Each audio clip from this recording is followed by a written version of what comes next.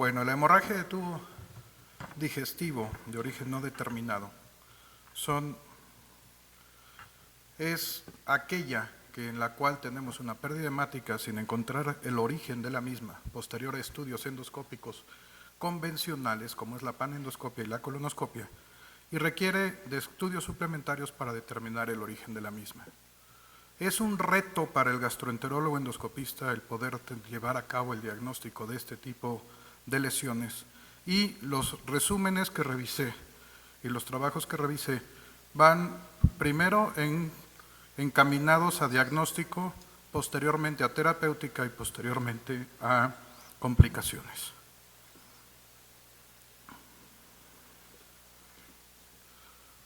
En este trabajo el objetivo es determinar el uso de recursos para el estudio promedio de la hemorragia gastrointestinal. Esta es hemorragia gastrointestinal en todos, de todo tipo, alta, baja, de intestino medio o de origen indeterminado, y se estudió una base de datos electrónica de pacientes con hemorragia en pacientes mayores de 18 años en un periodo de 14 años, en la cual se organizaron por indicación, número y tipo de endoscopias por paciente y el tiempo de trabajo como tal en días. Como los resultados de 603.807 estudios endoscópicos en estos 14 años, el 25% de los pacientes, 113.030, requirieron más de un estudio para poder llegar al diagnóstico. Cuando se requería más de un estudio, la endoscopia era el estudio inicial, seguido de colonoscopia al mismo tiempo, o viceversa, dependiendo del origen o del tipo de hemorragia, si se caracterizaba por melena o hematemesis o hematoquesia. Si no se tenían hallazgos adecuados en estos estudios, el siguiente estudio era cápsula endoscópica y posteriormente enteroscopia.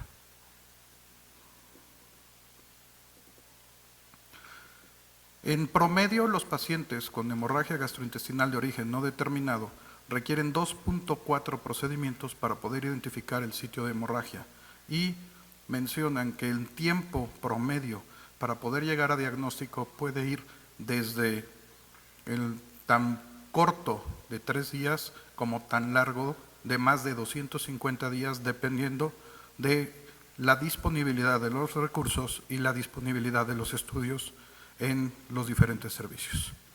El siguiente estudio que revisamos es un estudio prospectivo para la validación de un indicador de sospecha de sangre en el software como tal de la cápsula endoscópica de la marca Given.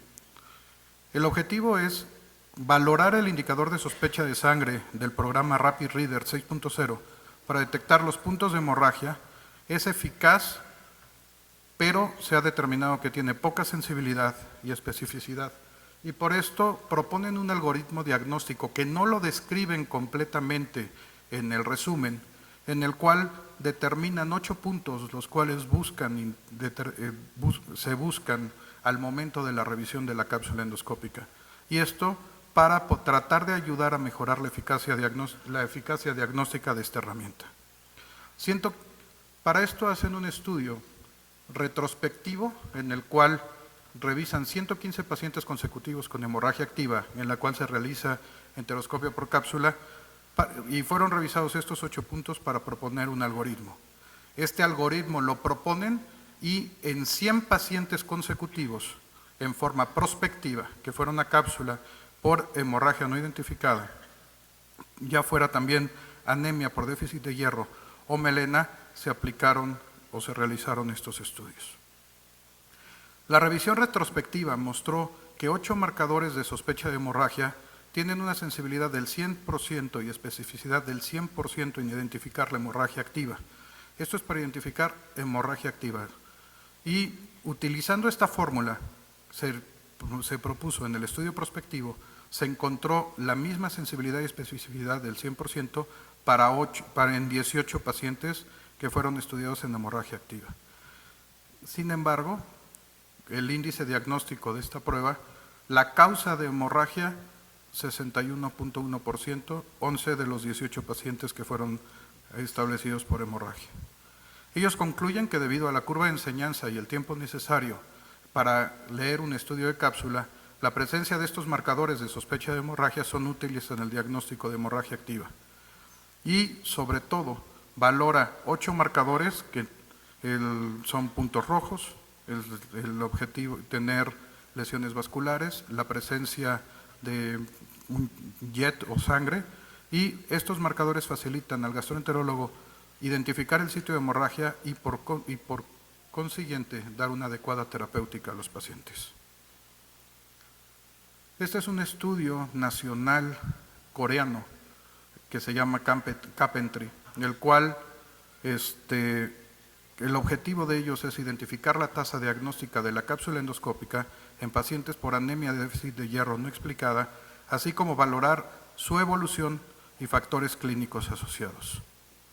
144 pacientes del Registro Nacional de Endoscopia coreano, en la cual para poder incluir a los pacientes tenía que tener una hemoglobina menor de 13 si era varón y menor de 11.5 en mujeres. Se realizan panendoscopia y colonoscopia a todos los pacientes y evalúan variables demográficas, historial médico, pruebas serológicas, hallazgos endoscópicos y la evolución clínica.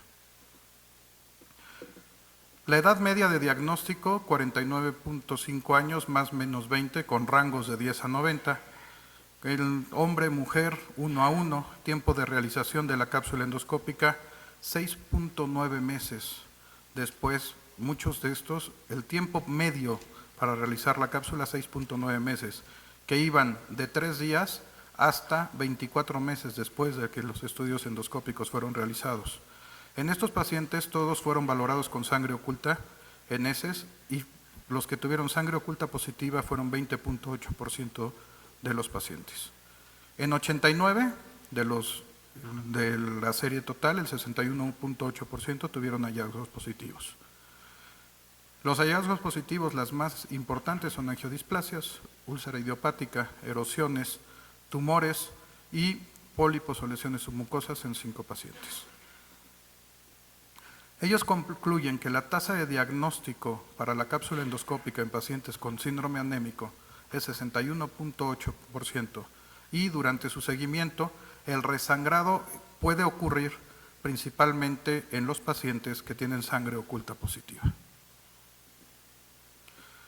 El siguiente estudio es un estudio en el cual analizan la evolución a largo plazo en los pacientes que tienen hernia hiatal y erosiones de Cameron y tienen anemia por déficit de hierro secundaria. Muchas veces buscamos, cuando tenemos este tipo de pacientes con anemia, intestino delgado, intestino medio, y se nos olvida evaluar adecuadamente el hiato. Entonces me hizo importante este resumen para podérselos presentar. Y es determinar la evolución a largo plazo de los pacientes con hemorragia de origen no determinado, sometidos a cápsula endoscópica, en función a la terapia que se les dio y factores asociados para la necesidad de cirugía en pacientes con hernia hiatal y úlceras de Cameron. Es un estudio retrospectivo que para ser incluidos los pacientes tenían que tener hernia hiatal y se les haya hecho cápsula endoscópica para descartar otra causa de hemorragia desconocida en un periodo de 1 año y medio. Se valoraron factores demográficos, datos endoscópicos y de la cápsula, la indicación, hallazgos endoscópicos, historia de uso de suplementos de hierro o transfusionales, las comorbilidades, cirugías previas, uso de medicamentos y hospitalizaciones por el problema de la anemia. Todos los pacientes fueron sometidos a panendocolon y posteriormente cápsula endoscópica. Incluyeron 46 pacientes que en total siguieron en promedio 37 meses. 32% de los 46%, de los 46 pacientes, la causa reconocida de la anemia era la hernia hiatal. 60% de los pacientes requirieron tratamiento combinado de inhibidor de bomba de protones, hierro oral o transfusiones. Y del total de pacientes de los 46, 22% requirieron corrección laparoscópica de la hernia hiatal. Cabe mencionar que los pacientes más jóvenes son los pacientes que fueron llevados a corrección de hernia hiatal, y todos los pacientes que fueron llevados a corrección de hernia hiatal no tuvieron recurrencia de la anemia. Y esto mencionan dentro de sus factores y de las variables después de análisis multivariados. Una edad mayor es el único factor de riesgo, edad menor es el único factor de riesgo de necesidad de cirugía.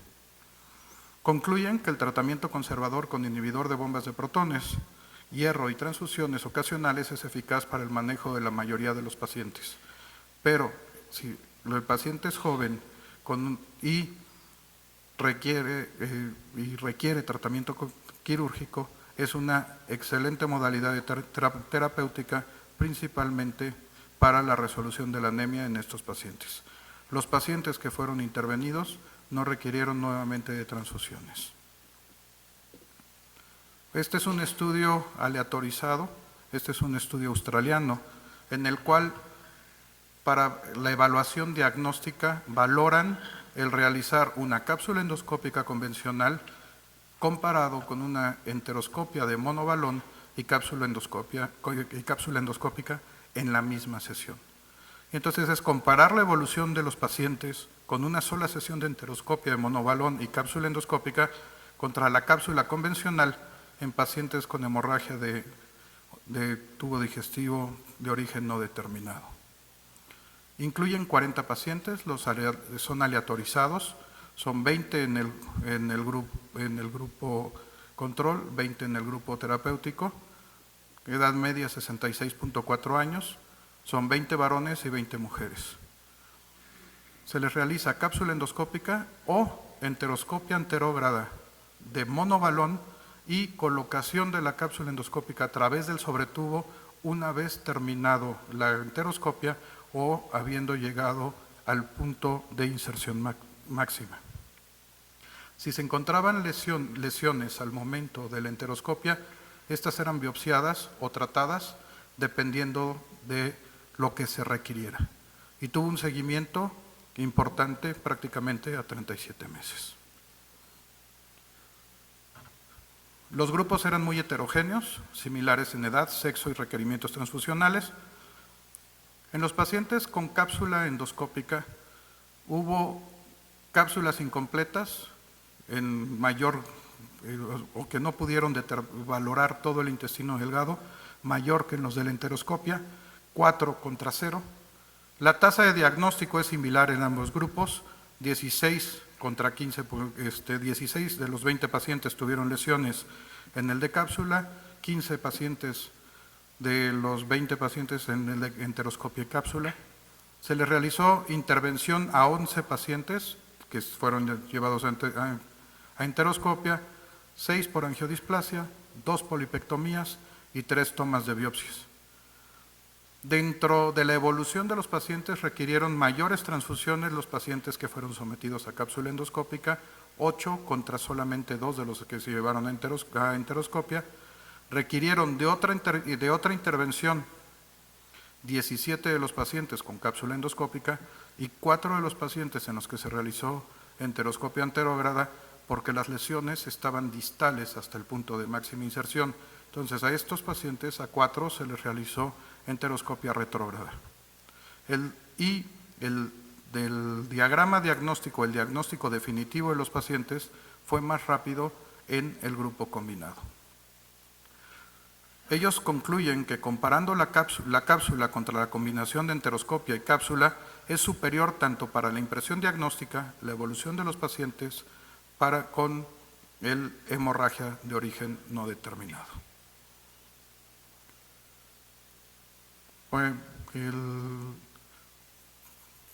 El siguiente artículo es valorar la enteroscopia de doble balón y después de una cápsula endoscópica en el manejo de los pacientes con este tipo de patología de hemorragia no determinada, es evaluar la efectividad y evolución de los pacientes sometidos a enteroscopia posterior a cápsula. Ellos incluyeron 377 pacientes sometidos a cápsula y enteroscopia de doble balón y reportaron sus hallazgos y eventos adversos, así como el número de intervenciones.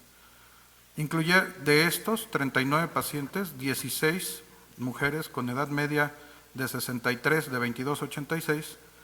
La enteroscopia de doble balón se realizó en promedio 66 días posterior a la cápsula endoscópica, con un promedio de 1 a 524 días, y en total se realizaron 46 enteroscopias de doble balón, porque 8 pacientes requirieron más de un solo estudio. En hallazgos totales, la cápsula endoscópica tuvo 87 contra 41.3 de la enteroscopia. Las angiodisplasias por cápsula, 37% contra 21% de la enteroscopia de doble balón. Úlceras, 10.9 contra 0. Lesiones sangrantes al momento del estudio, 32.6 contra 10.9. Masas, 8.7 contra 2.2. Puntos rojos, 28.3 contra 2.2. Y en donde fue superior la enteroscopia de doble balón fue en el de la foie, 4.3 contra 8.7, y en la presencia de varices, 0 contra 2.2. La ventaja de la enteroscopia de doble balón es que siempre es terapéutica y no tuvieron complicaciones con la misma terapéutica. La tasa de detección de ambas técnicas fue similar, pero la cápsula detectó unas lesiones, la enteroscopia no, y viceversa.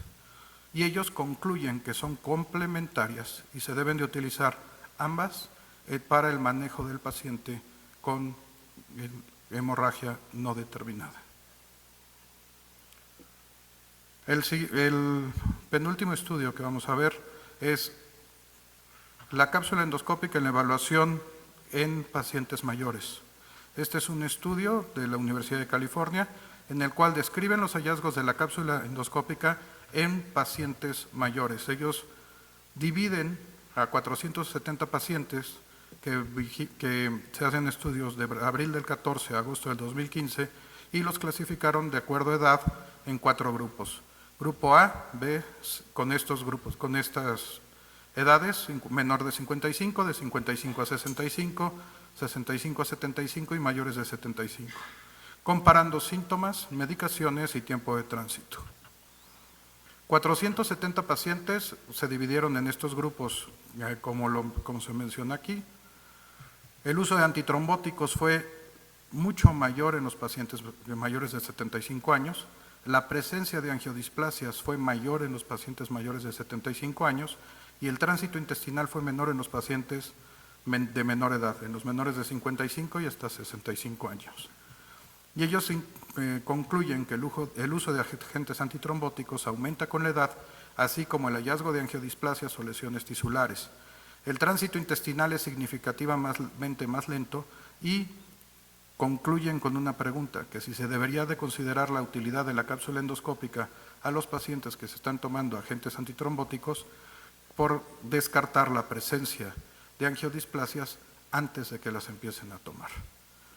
Por último, complicaciones. Las tasas de retención de la cápsula endoscópica es un metaanálisis que hicieron una revisión de la literatura de PubMed y de Scopus del 95 a 2015, en donde valoraron tasa de retención de la cápsula, número de pacientes, causa por la cual se hizo la cápsula, evolución posterior a la retención, y se excluyeron todos los pacientes que la retención haya sido gástrica. En total valoraron 78 estudios con este número de pacientes, prácticamente 26,000, en el que se reportaron 458 retenciones, el 1.8%. En pacientes, en el tema que con hemorragia de origen desconocido, 1.9%, y pacientes con enfermedad inflamatoria intestinal conocida, la tasa de retención fue hasta del 5%, con lo cual es una alerta en la cual, si no tenemos cápsulas testigo o cápsula patente, realizar este tipo de intervenciones en nuestros pacientes. Y la estenosis es la causa más común de la retención. Ya para terminar, recordar que el algoritmo diagnóstico para este tipo de enfermedad requiere en promedio aproximadamente 2.4 estudios endoscópicos, es difícil y si queremos llegar a un diagnóstico definitivo, debemos llevar a panendoscopía, colonoscopia y una técnica para evaluar intestino delgado. Los softwares que se encuentran incluidos en la cápsula endoscópica nos facilitan el trabajo para el diagnóstico. La tasa diagnóstica para la cápsula endoscópica es aproximadamente del 60%. El uso de cápsula endoscopia, de cápsula y enteroscopia de monobalón al mismo tiempo parece ser prometedor y optimiza los resultados, y la tasa de retención o de complicaciones en estos pacientes es del 2%. Gracias.